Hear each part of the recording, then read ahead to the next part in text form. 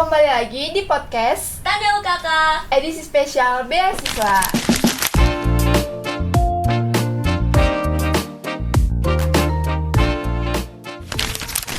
Kenalin, saya Jessica Luman Batu. dan saya Misa Leandra. Kami dari UKK Angkatan 2024. Jadi kita di sini kedatangan narasumber yang menginspirasi dan sangat keren. Mungkin boleh kenalan dulu dari Bang. Kenalin, nama saya Muhammad Agil Muklis. Saya sendiri dari Fakultas Pertanian, Prodi Agroteknologi, dan di sini saya sebagai penerima beasiswa Jarum Angkatan 40. Salam kenal. Salam kenal. Boleh dilanjut sama Kak. Oke baik, halo semuanya, perkenalkan nama aku Michael Adrian, aku dari Agribisnis Angkatan 23 dan sekaligus menjadi penerima beasiswa Bank Indonesia tahun 2025. Salam kenal semuanya. Salam kenal. Keren banget ya dapat beasiswa yang dikejar-kejar mahasiswa sekarang. Betul. Boleh langsung kan nih kita tanya tipis-tipis buat Mas Michael dan Mas Akil. Oh, boleh banget nih. Oke, kita ini udah buka beberapa pertanyaan baik dari story IG maupun dari Google Form. Jadi ada pertanyaan pertama nih dari @christian_reinhardt.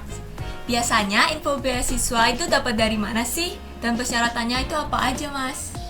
Bisa dijelasin mungkin dari Mas Akil dulu? Oke, kalau dari aku sendiri sih terkait informasi beasiswa itu sendiri ya, pas pertama kali aku masuk itu dapat informasi dari temen terkait apa aja sih yang kira-kiranya ada beasiswa di universitas tertentu, karena di setiap univ itu memiliki mitra beasiswa yang bermacam-macam.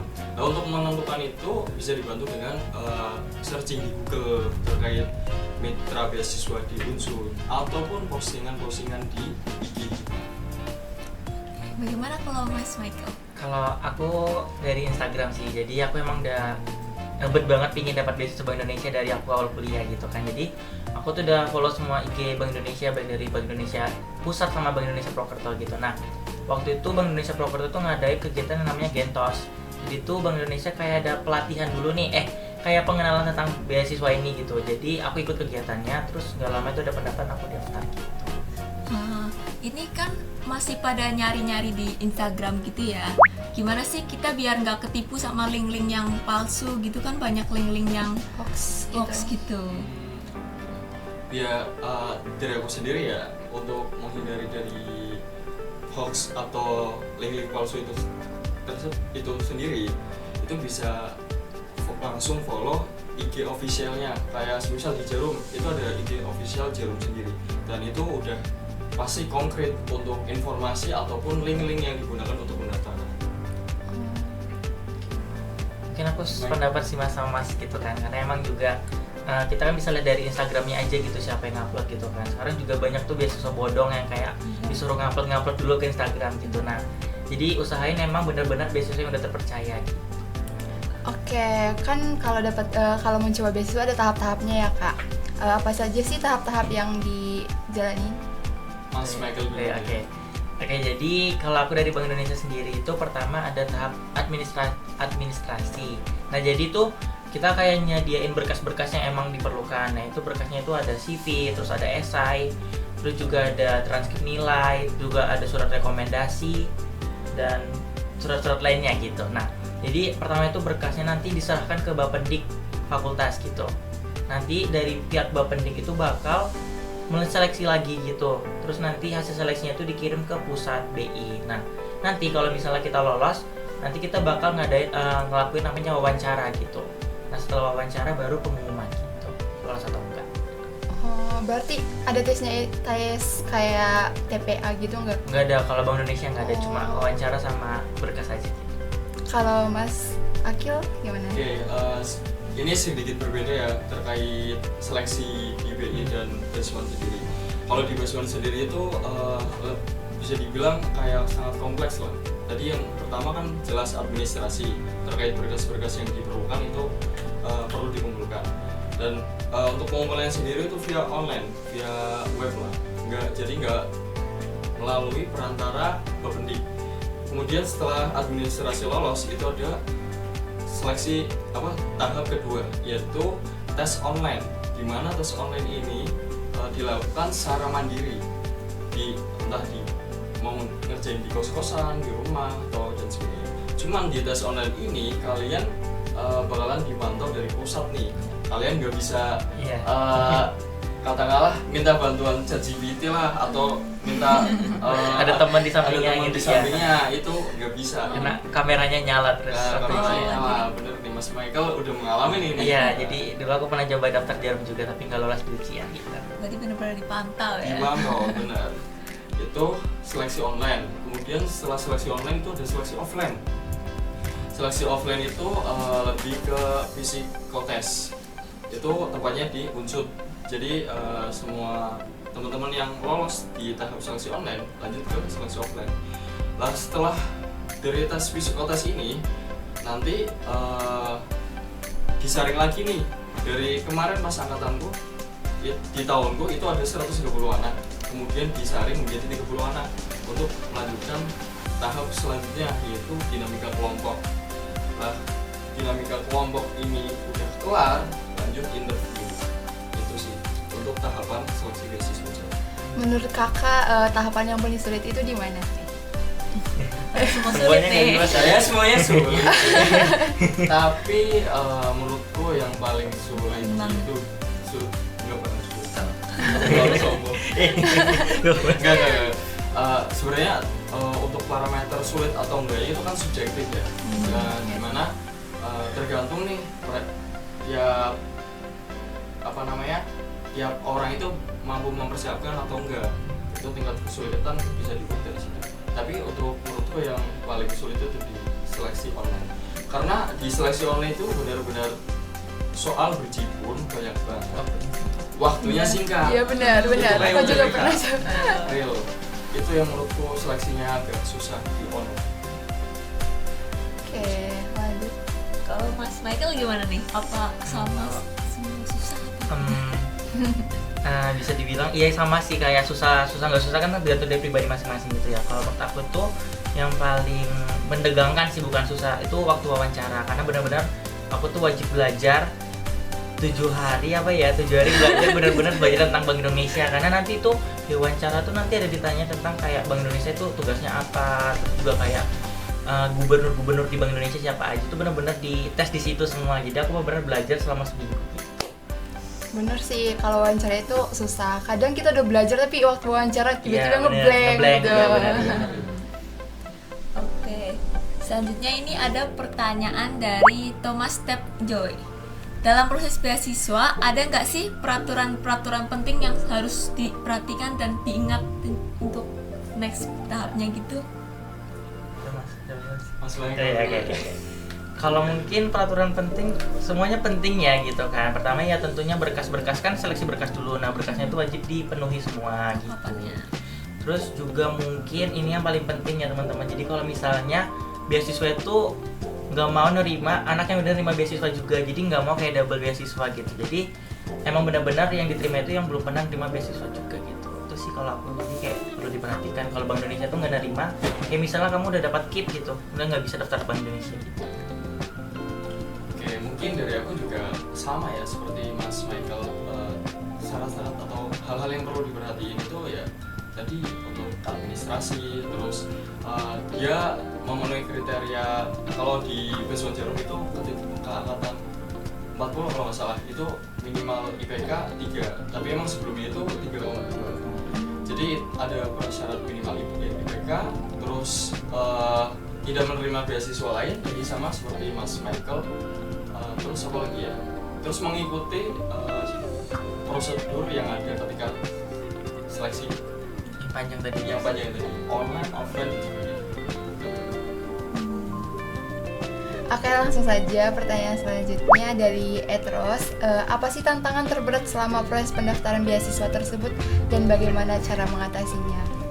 Kalau Mas Michael, Oke, kalau aku mungkin rasa males ya. Jadi karena emang kan tes berkas tuh ada namanya buat esai gitu kan. Nah itu buat esai kan nggak mungkin sembarangan kata-kata gitu kan. Nah jadi aku benar-benar kalau waktu itu aku sempat agak mager dikit karena benar-benar otakku kayak nge-stuck gitu, kayak nggak tahu kayak kata pengantar tuh harus gimana gitu kan. Itu sih kayaknya rasa malas sih yang paling itu. Rasa malas Membandel. adalah musuh terbesar. Ya itu yang musuh terbesar ya. Mas Akil gimana nih? Aku juga sama nih, terkait tantangan terbesar ketika pendaftaran beasiswa ini adalah rasa malas, karena memang dari pembukaan beasiswa hingga penutupan itu kan jangkanya lumayan panjang. Iya, Mas Michael bener kan? Iya, benar, Di BI benar. gitu kan? Iya Bang Nisi. Begitu juga, bagi Indonesia juga begitu. Nah, dengan adanya space waktu yang lama itu menimbulkan rasa malas, kayak misal mau ngumpulin berkas ini, itu ntar lah masih panjang waktunya gitu, jadi mepet-mepet masih bisa. Dan mungkin teman-teman ini ada sesuatu yang harus diperhatikan ketika pengumpulan berkas nih. Sepengalamanku ketika mengumpulkan berkas, dan itu kan ada hubungannya dengan Bapendi kan, Iya. terkait transkrip nilai ataupun minta surat keterangan Dari si terus tidak menerima beasiswa dan sebagainya. Itu kan dia Bapendi biasanya memiliki trouble masing-masing. Kalau di aku biasanya terhambat tuh minta transkrip nilai, ternyata 1 minggu baru diproses. Nggak boleh mepet ya. Nggak boleh Iya, mepet. emang nggak boleh mepet. Kalau lihat ada pendaftaran langsung diurus berkasnya, Langsung. karena kadang ada yang mager. Betul itu. Oke, tadi kan kalau nggak salah itu Kak Michael itu tantangannya tuh terbesarnya itu saat interview ya. Iya. Nah, gimana nih caranya biar kita tuh bisa percaya diri saat interview gitu, nggak malu-malu gitu? Mungkin kalau itu pertama tentunya kita harus belajar dulu ya, kayak jadi kita nanti waktu ditanya tuh nggak tiba-tiba nggak tahu jawabannya apa gitu. Nah, tapi yang paling penting itu kalian wajib jadi diri kalian sendiri. Jadi kayak nanti waktu wawancara itu juga ditanya tentang kepribadian gitu kan. Jadi kayak bener-bener kayak ceritain apa yang emang kalian rasain, apa yang kalian alamin gitu. Jadi biar kalian tuh nggak ada kayak ekspektasi tinggi dari si penerima beasiswa gitu. Jadi kalian bener-bener ya jadi diri sendiri aja. Kalau Mas Akil gimana nih tips-tipsnya biar percaya diri dalam interview gitu? Wawancara. Tips and trik biar percaya diri. Iya. Sebenarnya ada beberapa tips and trik yang aku dapat ketika interview biar percaya diri. Yang pertama itu dia persiapan terlebih dahulu. Jadi benar yang dibilang Mas Michael, ketika mau interview, kira-kira pertanyaan apa aja yang nantinya bakalan dilontarkan ke pihak interview ke penerima beasiswa ini. Terus di list pertanyaan itu lalu dijawab dengan sendiri, kemudian coba dilatih dengan jawaban yang sudah ditulis. Itu yang pertama, persiapan. Terus yang kedua menurutku itu terkait penanaman mindset ke diriku ketika aku bisa melakukan sesuatu yang terbaik. Dengan diri kita menanamkan mindset atau mengafirmasi diri kita mampu melakukan yang terbaik, nanti ketika di interview dengan afirmasi tersebut kita akan kebawa enjoy. Itu kalau dari aku sendiri ya, karena kemarin emang benar-benar aku berpikir aku sudah sampai tahap ini dan harus melakukan yang terbaik. Berarti enjoy aja ya. Enjoy and be yourself. Ya. Oke, langsung saja. Tadi kan sempat Mas Mikael bilang di berkas itu ada CV ya. Nah, ini ada pertanyaan dari @elister. Ada saran nggak Kak untuk pembuatan CV supaya lebih menarik? Oke, kalau aku jawab ya, jadi kalau misalnya aku kemarin daftar tuh aku pakai CV yang formal gitu. Jadi emang fotonya kecil di atas, terus kayak sini data diri, terus bawahnya tuh kayak pengalaman sama pendidikan. Bukan yang kayak yang sering-sering ada di template Canva yang fotonya gede banget gitu. Iya, Nah, warna-warni. iya, warna-warni gitu. Jadi aku benar-benar pakai CV yang formal dan usahain jadi kalau selama di perkuliahan itu ikutin aja kepanitiaan gitu, karena aku emang juga pengalamanku itu nggak ada kayak pengalaman magang atau pengalaman kerja, jadi kayak bener-bener cuma pengalaman kepanitiaan sama ada beberapa lomba gitu. Terus jadi kayak ikut kepanitiaan dan kalau ada lomba ikutin aja gitu. Supaya ada isi CV. Iya, biar CV-nya nggak kosong, masa cuma nama doang gitu kan, gak ada Iya, isinya. bener. Kalau dari Mas Akil sendiri gimana? Terkait CV ya? Iya, Iya. betul. Biar menarik ya, terkait masalah CV sendiri sebenarnya ada beberapa model CV yang tadi salah satunya dibilang Mas Michael ya. Kalau beasiswa sendiri lebih ke formal sih. Iya. Bener kan? Iya, formal.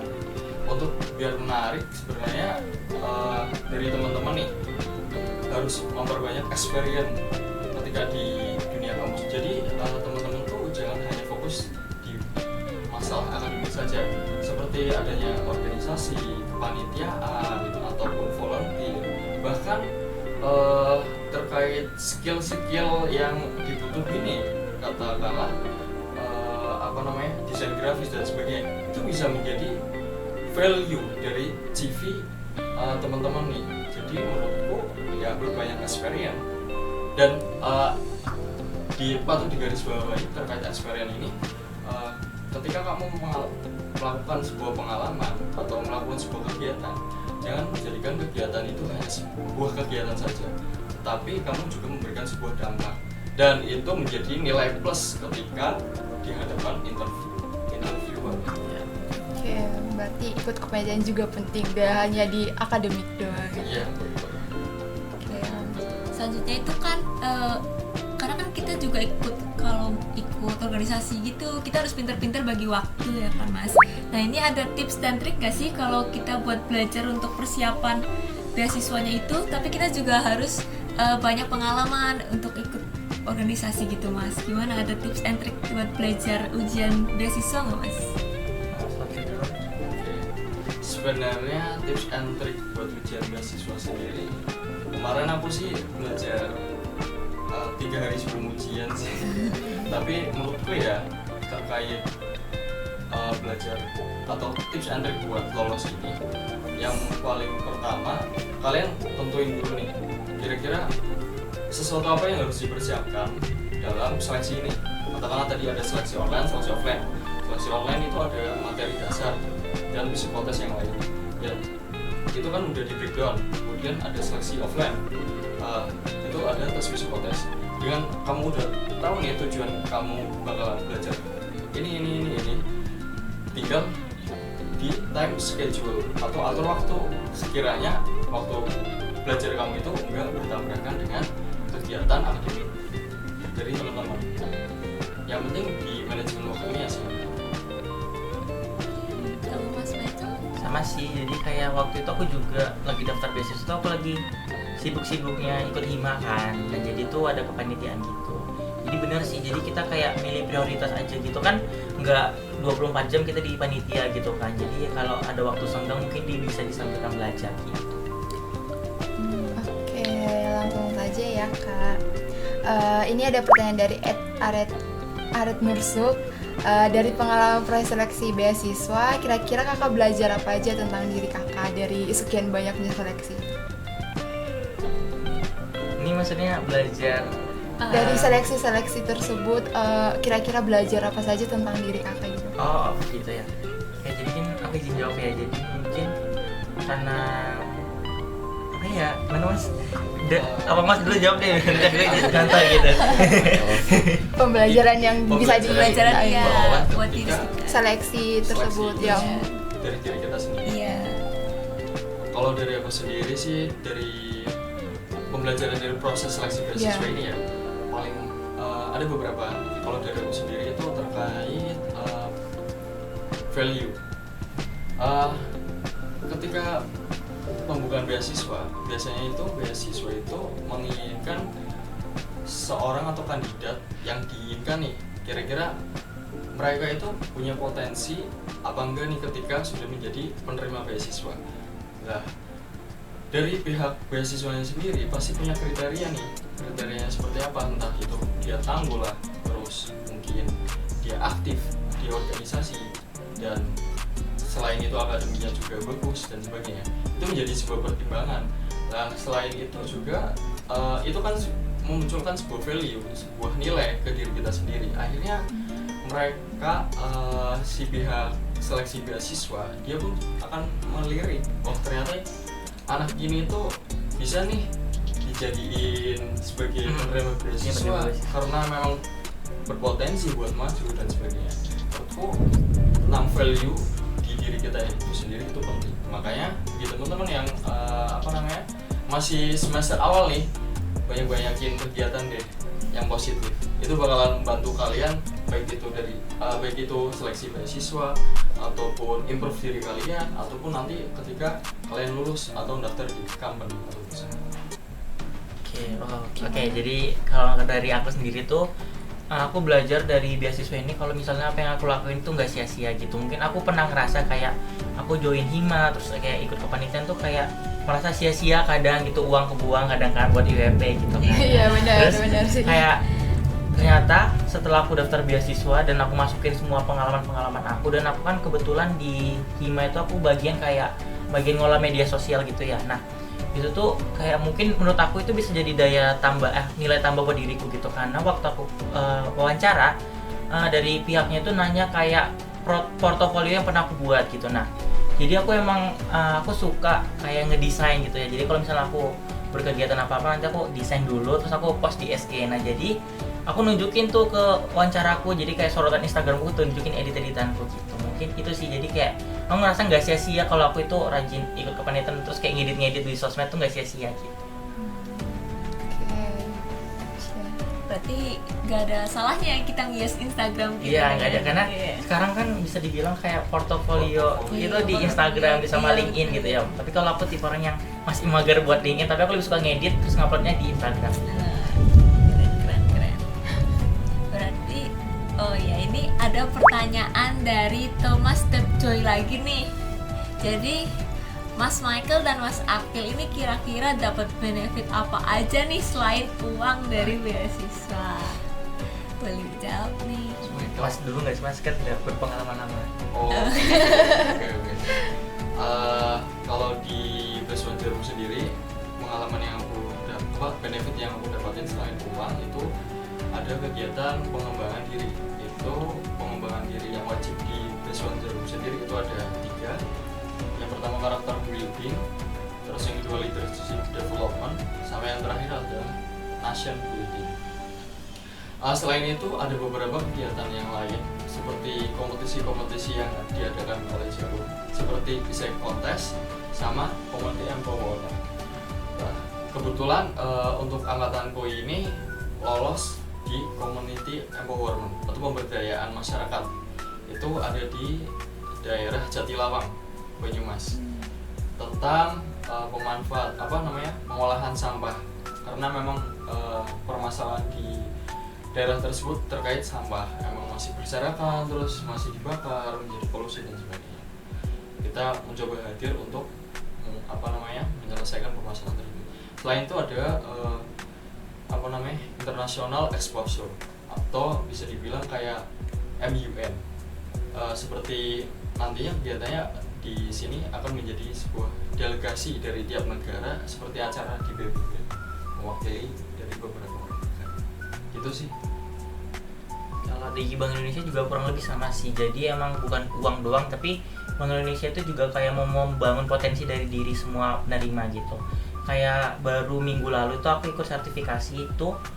Sertifikasi ada copywriting sama Microsoft Office, tapi aku pilih yang copywriting dan itu gratis dari Bank Indonesia selama 3 hari waktu itu di Hotel Java Heritage itu. Iya, jadi sekalian makan gratis ya. Dibiayain full ya, Mas? Iya, dibiayain full makan, terus juga kenyamanan dikasih gitu. Selain dapat ilmu, dapat makan gratis. Iya. Pengalaman Iya, juga. benar, pengalaman. Terus juga sertifikat BNSP kan juga mahal ya. Kalau ini kan dikasih gratis terus. Lumayan. Bisa untuk dunia kerja. Kan mas sudah dapat beasiswa ya, dapat uang dari beasiswa. Nah, apakah masih dapat beasiswa uang saku dari orang tua? Enggak ya? Mau siapa dulu nih? Mas aja dulu. Oke, kalau dari aku sendiri sih di semester dari semester 1 sampai 2 memang itu udah di cut off lah dari orang tua, tapi emang kebetulan keterima beasiswa Smart Scholarship. Nah, setelah semester 2 itu kan semester 3, semester 4 itu benar-benar aku nggak dapat beasiswa nih. Mau nggak mau kan harus survive ya. Jadi ya pekerjaan apa aja yang sekiranya bisa bisa menghidupi aku di perkuliahan ya aku lakukan, seperti Shopee Food, terus fotografer dan sebagainya. Dan alhasil alhamdulillah aku memang menargetkan buat sebelumnya aku sih daftar BI ya, cuman ketolak. Tapi alhamdulillah bisa keterima di beasiswa Jarum sih, sebuah anugerah yang luar biasa lah. Dan ya pada intinya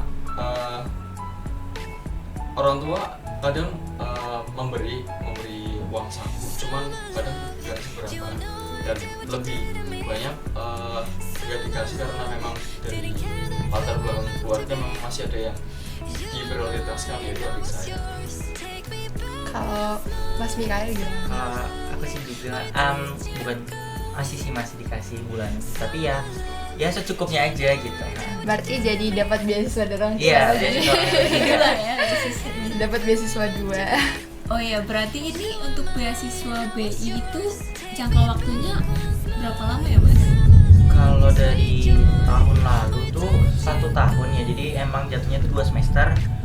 Terus tapi kayak semenjak dari tahun 2025 ini kayak ada program baru gitu, jadi kayak dirombak nih program Bank Indonesia gitu. Jadi setahu aku sekarang itu sistem BI setiap semester tuh ada seleksi lagi, jadi setiap 6 bulan seleksi gitu. Berarti bisa terus berlanjut. Iya, kemungkinan bisa terus berlanjut sampai per semester. Jadi tapi ada batas maksimum umur untuk penerima beasiswa Bank Indonesia itu berapa gitu, 20 berapa gitu. Jadi kalau udah lewat dari situ nggak bisa diterima. Kalau Jarum jangka waktunya berapa lama? Kalau Jarum sendiri itu jangka waktunya 1 tahun, dari semester 5 sampai semester 6. Nah, beda sama BI. Kalau BI dia bisa memperpanjang selama 2 periode. Iya, 2 periode. Cuman memang ada persyaratan Iya. tertentu yang harus dipenuhi ya Mas. Iya, poin. Oke, lanjut pertanyaannya Kak. Setelah mendapat beasiswa, apakah Kak Akil dan Kak Mikael diwajibkan untuk mengikuti suatu kegiatan organisasi dari beasiswa? Mas belajar. Ya, kalau kita udah menjadi bagian dari penerima beasiswa, itu mau nggak mau kita harus menjalankan segala aktivitas atau kegiatan yang diselenggarakan oleh tingkat beasiswa. Soalnya kan ketika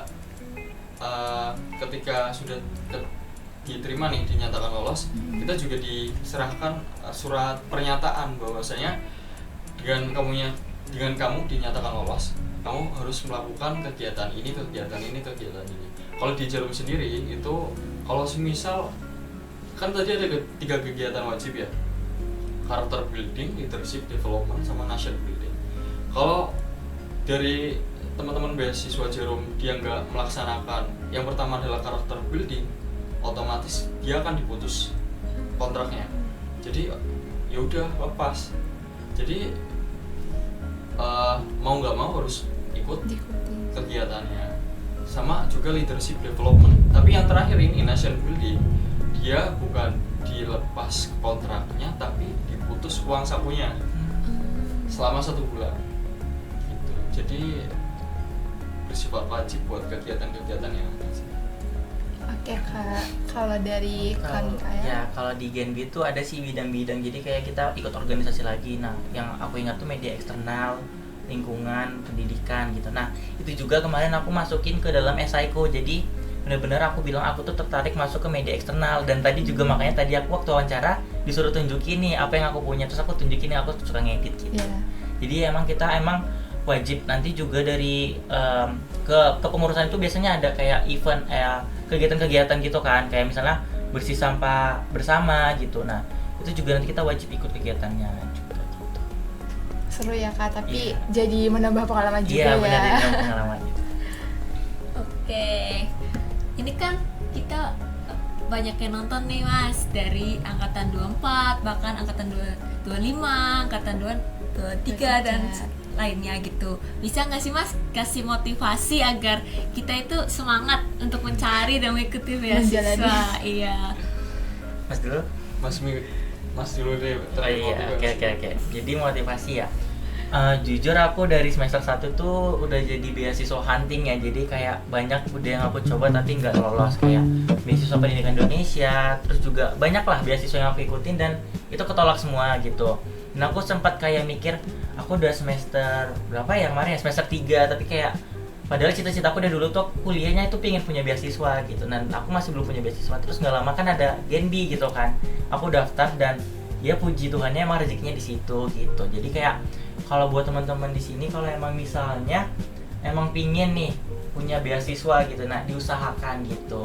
Dan di kuliahan juga itu jangan kayak kuliah pulang gitu. Nanti kalau gitu nanti CV-nya apa isinya gitu, kosong kan nggak mungkin gitu. Jadi emang diperbanyak aja kegiatannya di kampus. Di luar kampus juga bisa. Kalau Genbi itu juga ngelirik kayak misalnya kalian jadi volunteer gitu. Nah itu dari sisi sosial juga dilihat gitu. Jadi diusahain aja ada kegiatan gitu dan punya sertifikat buat penambah nilai diri gitu. Oke, kalau Mas Akil gimana nih? Motivasi buat Motivasinya teman-teman. buat teman-teman Dan yang kita nonton. sendiri. Iya, betul. Buat nyari beasiswa atau Mengikuti dari milih beasiswa sampai seleksi. mungkin kalau dari aku sendiri ya, untuk motivasinya sendiri itu lebih condong ke sebenarnya ada kegiatan yang nantinya bisa mengupgrade diri kita sendiri. Itu yang menjadi landasan utama dari aku sendiri buat apply ke beasiswa, karena dengan adanya kegiatan pengembangan soft skill ataupun hard skill yang ada di beasiswa itu menjadi sebuah nilai plus nih yang nggak bisa didapetin sama teman-teman yang nggak bisa menerima beasiswa. Jadi itu menjadi sebuah motivasi untuk diriku sendiri ya, khususnya untuk upgrade level diriku menjadi diriku sendiri menjadi diri yang lebih baik. Gitu sih. Wah, keren-keren banget ya, sangat menginspirasi gak Jess?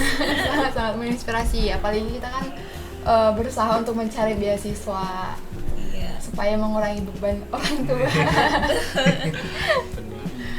Gak kerasa nih Mas Akil dan Mas Michael sudah bisa bergabung di sini, menyempatkan waktu dan sharing pengalamannya. Kita udah belajar banyak dari tahap awal, seleksi, motivasi, syarat-syarat hingga tips and trick nih untuk kita semua. Dan buat teman-teman yang telah menonton podcast ini, semoga menjadi motivasi bagi teman-teman yang ingin berjuang untuk mencoba beasiswa. Saya Michelle Leandra, Saya Jessica, kami berdua pamit undur diri. bye bye.